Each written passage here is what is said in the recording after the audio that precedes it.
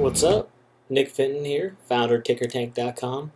I'm often asked the question, how do you find and analyze and choose the earnings strategies that you trade on a regular basis during earnings season? And on a somewhat regular basis off season, every once in a while one will pop up. For example, today is Thursday, August 29, 2013. It's 4:38 p.m. Eastern Standard Time. The market is closed, but put a trade in on CRM before the close of the market, shared it with our earnings trade alert members, and just kind of wanted to go over and how I find these trades in the first place, or how I find out what's even eligible in the first place, and just kind of walk you through the process. So the first thing I do is here on the Thinkorswim desktop app, I go to Market Watch. I click here on this Watch sub-tab. You got quotes, alerts. Here's Watch. And I go down here to Earnings Alerts. I always hit refresh. So it's going to give us a list first of today's earnings, the ones that have already taken place. We want to scroll down through all that, and we want to look for the ones that we're trading after the market. Now, keep in mind we're pretending like the market is still open. We've already placed the CRM trade, but I'm just kind of walking you through as if the market was still open and wasn't already closed. So I've been doing this for a long time. I know which underlyings have liquid options and whatnot, but it's going to take you a little bit of time to learn if you don't already know that yourself. So go through here. You can see it shows you the date. What happened there? So go through here. You can see that it shows you the date right here in this column, and I always make sure that that's correct and showing me the most recent date. So today's date, August 29th, 2013, shows you the time and the status, whether it's confirmed or unconfirmed. So this is before market. Obviously, we want the ones that are after market on the 29th because today's the 29th. So we just roll down this list here. And this is literally what I do. I roll down until something jumps out at me. Nothing's jumping out yet. Boom, CRM, Salesforce.com, Q2 quarter, 8/29/13, aftermarket, it is verified. Normally there's going to be 7 to 10, maybe even 15, 20 names that are eligible at the peak of earnings season, but since earnings season's over, we only have this one name today, which is why I'm making this video, since it's a little bit more simple when there's only one eligible candidate. So go over here to the trade screen, type in CRM. I already have it typed in. First thing you want to look for, if your standard options aren't expiring this week, you want something with as little duration as possible when you're trading earnings. Because when you're trading earnings, at least when I'm trading earnings, I'm looking to take advantage of a collapse in inflated volatility. What you'll see is implied volatility massively inflate into the earnings event, just prior to the earnings event. You want to wait till the day of earnings, or the day before earnings rather, and basically that's when you want to initiate the trade. So you can see here we've got the shortest duration option is 1 day left until expiration. It's the AUG5 weeklies, so that insinuates it is expiring on the 5th Friday of August. And over here on the far right, you can see it as 137.28% implied volatility average on those particular options. The front month, or the one right below it, is the SEP1 weeklies with 8 days of duration, and that has 38.38. The one right below that is your standard September options with 22 days of duration, and that has 50%. And you can kind of roll through the rest of these, and you can basically get an idea, a feel for what the average implied volatility is. From a historical perspective, is more so in the 40% range. So you say to yourself, okay, 137 roughly versus the 40% historical volatility or averaged out volatility long term when you're not considering an earnings event. That's a little over 3 times the historical implied volatility, and that's significant. You have a lot of premium cooked into these earnings. So the market's expecting a pretty large percentage move. Next thing you can do is look up here. In most cases, 90% of the time, you're going to see this MMM in the top right corner. That stands for market maker move, and it's showing you what the options market based on an algorithm that's built into Thinkorswim, what the market maker is anticipating CRM will move after in response to its earnings report. So in this case, they're saying they anticipate a $3.50 move to the upside or downside. That can give you an idea of the range. So here we've got the stocks at 43.65. So if you add $3.50 to that, then essentially you get $47.15. If you subtract $3.50 from that, then you're going to get roughly $40.15. So 40.15 is your lower end of the expected move range, and what was it, 46 or 47.15 is the upper end. So you've established your expected move range. Now you want to find a strategy that is at or outside that expected move range. The more cushion you can give yourself, the better, because that translates to a higher probability of success. And you want to win. You want to make money. You want two binary events to take place. One, you want this volatility decay. You want this overnight volatility collapse. So what you're anticipating here in CRM, it has a one-day duration. Currently it's 137.36% implied volatility baked into these options. You're anticipating this is going to drop, say, down to 50-60% tomorrow. So that's going to get sliced significantly, 60-70%. That is a significant volatility crush. So that is going to be cut out of the options that you're selling, because you're going to be selling to open. You want to take advantage of the premium by selling to open. The other binary event, you want the stock to either go in the direction that you want it to go in if you do a directional play, or stay within the range if you do a neutral play, a range-bound play, which is also directional. Sideways it is a direction. So let me just show you what I did here in CRM today. I looked at the numbers, and they've changed a little bit. This was 315. The market maker move was 315 at the time, and the stock price was 43.35 at the time. So at the time that I did my analysis, the expected move range was 40.20 to 46.50. That's a one-time expected move range. The 1.5 time, which means basically I just took $3.15 and added half of 315 to that number to get a 1.5 time expected move. So 38.625 to 48.075 was the 1.5 time expected move, and the 2 time was 37.05 to 49.65. So I decided, I wanted to look first at a strategy that would stay at or slightly outside the 1.5 time, because a stock like CRM has potential to move. If you look at the chart, you can see that there's been previous earnings events that have moved pretty significantly. Here's a big move to the upside. Here's another big move to the upside. Here's a big move to the downside on earnings. So it has potential to move a little bit more than $3.15, which the market maker move was at the time when I did the analysis, like I said. So I decided to go with the strategy or to first look at a strategy that was right around that 1.5 times expected move, to give me a little extra cushion outside of the 1 times expected move range. So what I did was 38.625 and 48.07. I looked at, and since I already have them queued up, I'm going to show you over here. On the analysis screen, I actually looked at several different strategies. And the strategy I ended up doing was the strangle up here.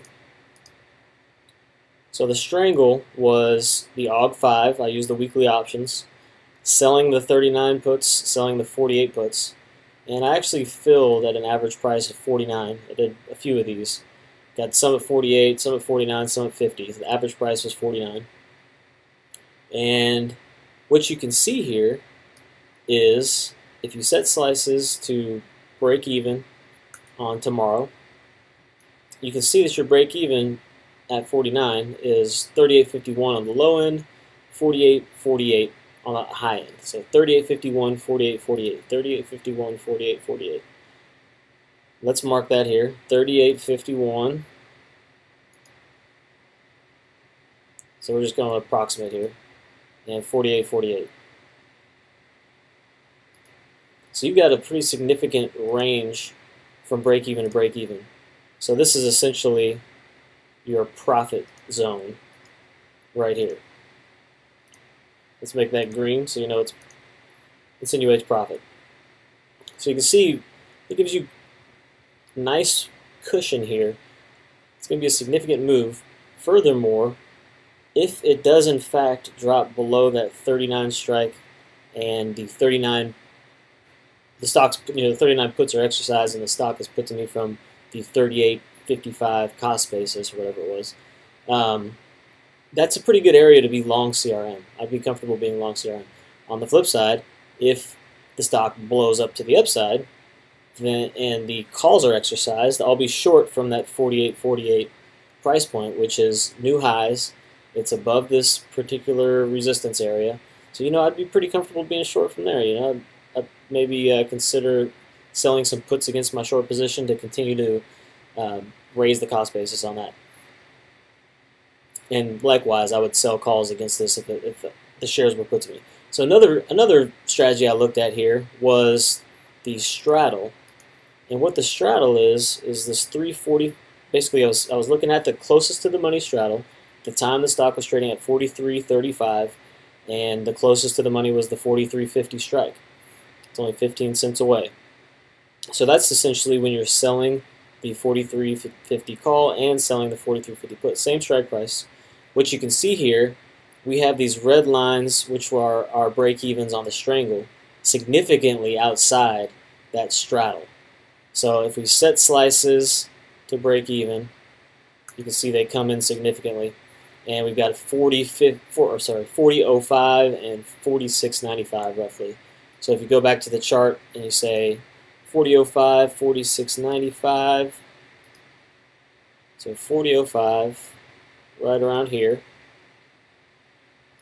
and 46.95, you can see that's much tighter. We get a lot less cushion, but what you do get is a lot more premium potential.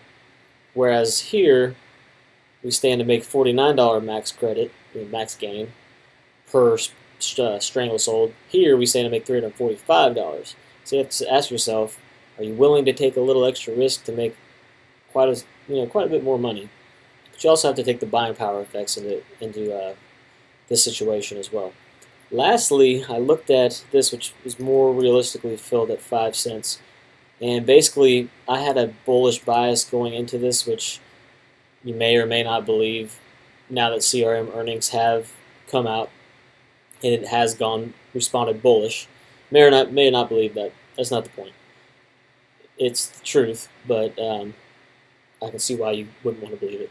Anyway, so I looked at buying a 2-point wide call spread, which is a bullish vertical, and financing that, or mostly financing that, by selling a 42 put. So you can see here was buying the 43 call, selling the 45 call, and then financing that debit spread by selling a put. That's the 42 put.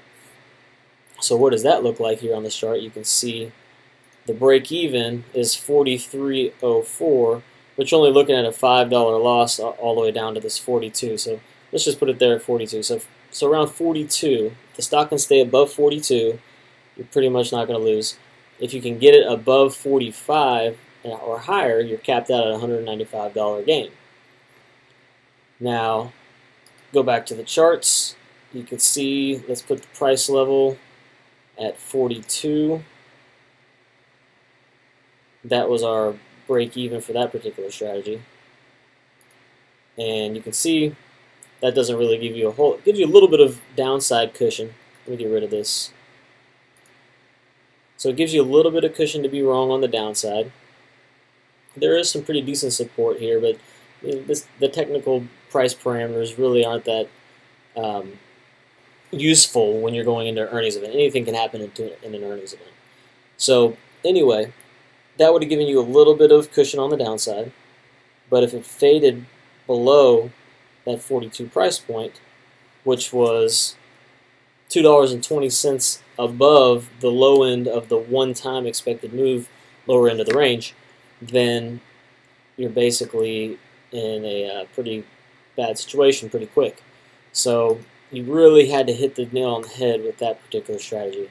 So you can see here, if it even went to one-time expected move, which was 40.20 at the time I did the analysis, your loss would be about $190.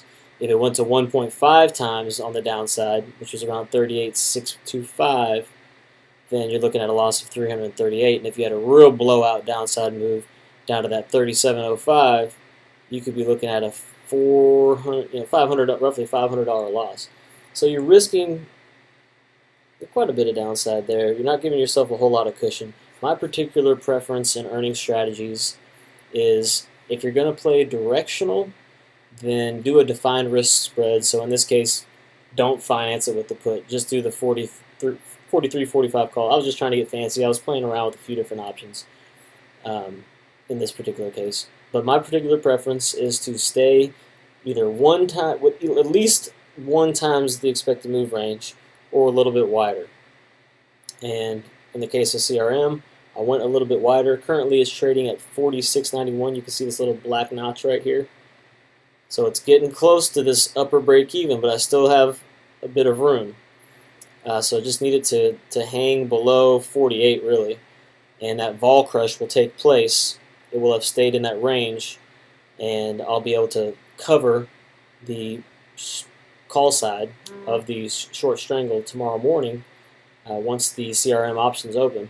I'll wait about 10-15 minutes after the open, let some of that vol decay really come out of it, and then cover the call side. There won't be any point in covering the puts because there's only 1 day left in the options. Just let the puts expire worthless.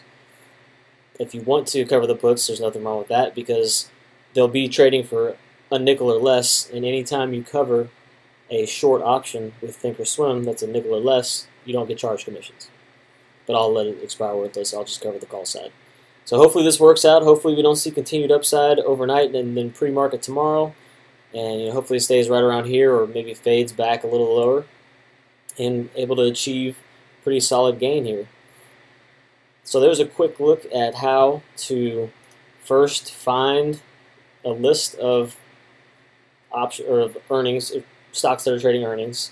Second, once you know which ones are liquid and which ones aren't, how to find what the lowest duration is and whether it offers weekly options, etc. What the implied volatility is in that situation, how inflated that volatility is. In this case, I just take the 137 and divide it by around 40, which is the average volatility if you go out to these further, longer out months. In this case, it was a little over 3 times your typical volatility for CRM. And then determining the expected move range by subtracting the market maker move from the current price and adding the market maker move from the current price. Then determining 1 times the expected move, 2 times the expected move, and figuring out what strategy works best for you, what you're most comfortable with in that given situation. Of course, you can sell iron condors, you can buy debit spreads, you can sell credit spreads, you can sell straddles, you can sell strangles like I did here. You can do all kinds of varieties of strategies. That's not what we're really talking about here. We're just focusing on the elements that I just went over, and hopefully that's helpful to you in the future. And if you'd like, you can join us in our earnings trade alert system. It's only $199 a year. We've got tons of members that are happy, great retention rate, great success win ratio, because I tend to stay pretty wide outside. All in all, this is just kind of a good template to follow. But if you really want to get in depth and see the exact strategies that I do and the details as to why I do them, join our earnings trade alerts at TickerTank.com. Hope to see you there.